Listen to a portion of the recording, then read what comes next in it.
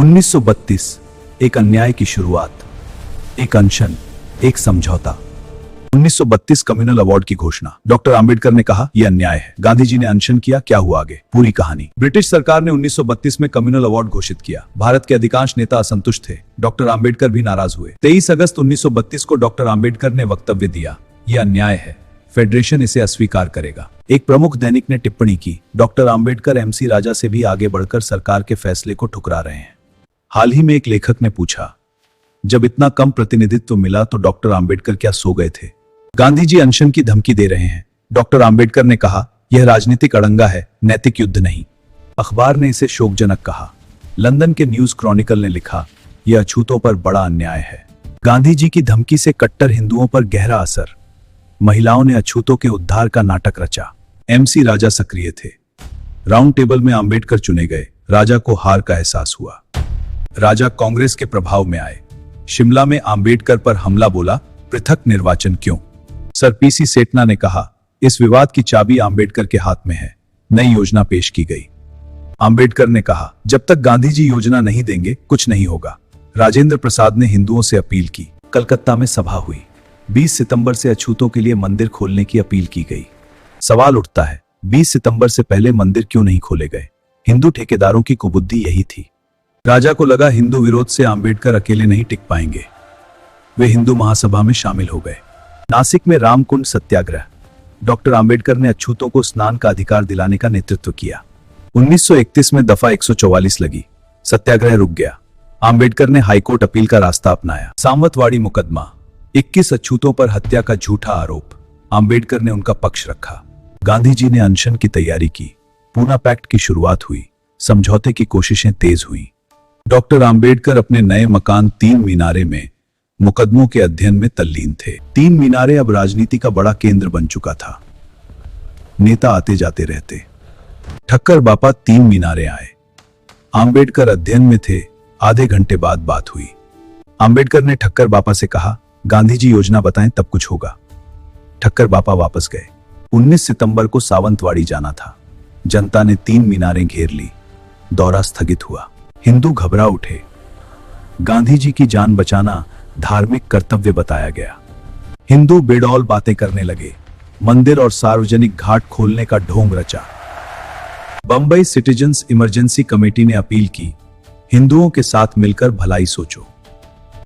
प्रचार बंद करो, या समझौता करो या खुले मैदान में लड़ो। हिंदू महिलाओं ने मनोवैज्ञानिक प्रभाव डालने की कोशिश की। कमला नेहरू, हंसा मेहता मिलने आई। आंबेडकर इन प्रभावों से विचलित नहीं हुए। उनकी ब्रह्मचर्य की चर्चा प्रसिद्ध थी। देश भर में सभाएं हुई। मंदिर खोलने और घाट उपयोग के प्रस्ताव पास हुए।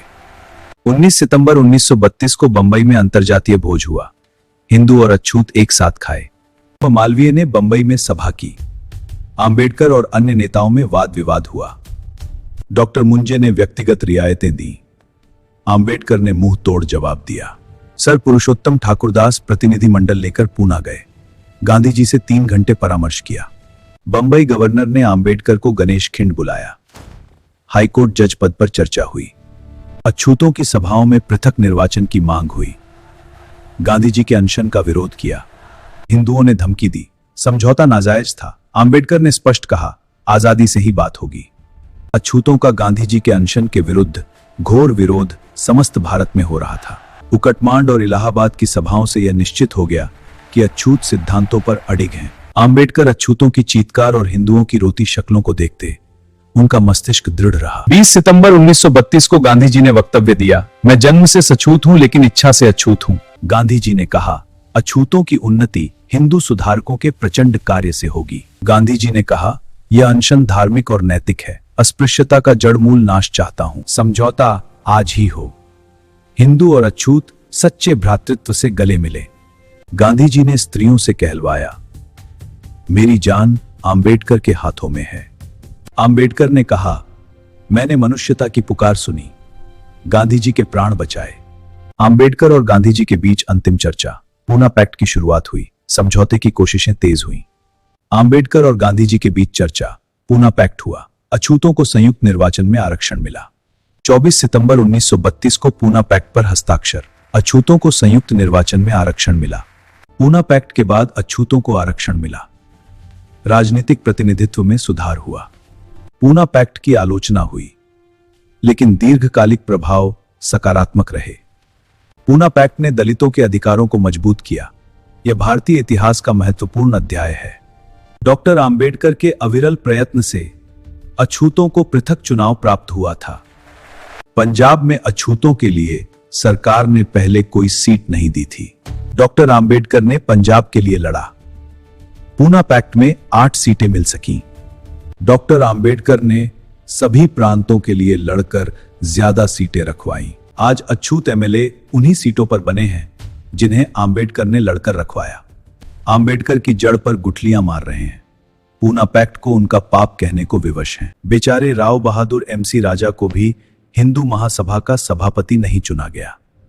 उन्हें भी यह मालूम हो गया कि हिंदुओं द्वारा जो प्रचार किया गया था वह कितना थोथा था। भला एक अछूत किस प्रकार हिंदू महासभा का सभापति हो सकता था। अतः हिंदुओं ने माननीय केलकर को अपना सभापति चुनना बेहतर समझा। राव बहादुर राजा को निराश होना पड़ा। पूना पैक्ट का जहर फैलने लगा। पूना पैक्ट के बाद हेमंड कमेटी में डॉक्टर साहेब ने चुनाव के तरीके पर विचार प्रकट किए। एक वोटर के पास उतने वोट जितनी सीटें सभी एक उम्मीदवार को दे सकता था। पूना पैक्ट का जहरीला असर पड़ा। कम्युलेटिव वोट ज्यों का त्यों रह गया। पूना पैक्ट ने अपने जहर से धीरे धीरे सभी अछूतों को ग्रसित करना शुरू किया। इसका पता डॉक्टर साहेब को उसी समय चला जब वे स्वयं चुनाव लड़े। प्यारे साथियों, आप इस चैनल को सब्सक्राइब कर लीजिए ताकि संघर्ष जारी रहे। जय भीम।